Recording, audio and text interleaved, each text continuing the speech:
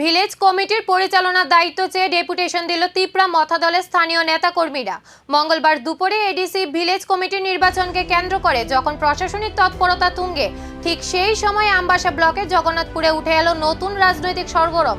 মঙ্গলবার দুপুরে জগন্নাথপুর ভিলেজ সচিবের মাধ্যমে ব্লক আধিকারিকের কাছে এই ডেপুটেশন জমা দেওয়া হয়। সঙ্গে দেওয়া হয় 12 জন সদস্যের নাম সহ একটি প্রস্তাবিক অ্যাডহক কমিটির তালিকা। দলের দাবি, নির্বাচন সম্পন্ন না হওয়া পর্যন্ত এই অ্যাডহক কমিটিকেই দায়িত্ব দেওয়া হোক, যাতে এলাকায় প্রশাসনিক উন্নয়নমূলক কাজ স্বাভাবিকভাবে চলতে পারে। জানা গেছে, ব্লক আধিকারিকের অনুমোদন মিললে এই 12 সদস্যের কমিটি জগন্নাথপুর ভিলেজ কমিটির কার্যক্রম সামলাবে। অন্যদিকে ভিলেজ সচিব জানিয়েছেন, ডেপুটেশন ও প্রস্তাবিক কমিটির তালিকা আজই ব্লক আধিকারিকের কাছে পাঠানো হবে। জগন্নাথপুর ভিলেজ কমিটি ত্রিপুরা মথা পার্টির সদস্যরা একটা ডেপুটেশন দিয়েছে। তো তার বক্তব্য হয়েছে, বেশ কিছু বছর হয়েছে ভিলেজ কমিটিতে ইলেকশন হয় না।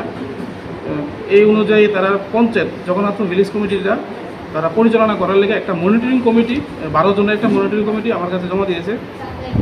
থ্রু প্রপার চ্যানেল বিডিও ম্যাডামের কাছে সেটা পাঠানো হবে, আজকের মধ্যেই পাঠানো হবে। এখন যদি গাইডলাইন অনুযায়ী যদি ম্যাডাম অ্যাপ্রুভাল দেওয়ার কোনো সিস্টেম থাকে, যদি ম্যাডাম অ্যাপ্রুভাল দেয় তাহলে এই কমিটি অনুযায়ী কাজ করা হবে। এটা ম্যাডামের অ্যাপ্রুভালের উপরে ডিপেন্ড করে। বক্তব্য তো এই দীর্ঘ বহু বছর ধরে ইলেকশন হয় না, তার জন্য তারা পার্টির সিদ্ধান্ত অনুযায়ী তারা পঞ্চায়েত পরিচালনা করবে জানিয়ে দিয়েছে। মানে এই কমিটি 12 জনের কমিটি পরিচালনা করবে, এটা জানিয়ে দিয়েছে।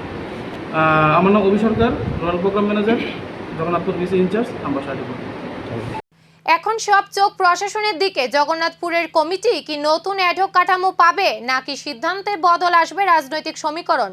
উত্তরের অপেক্ষায় পুরো এলাকা।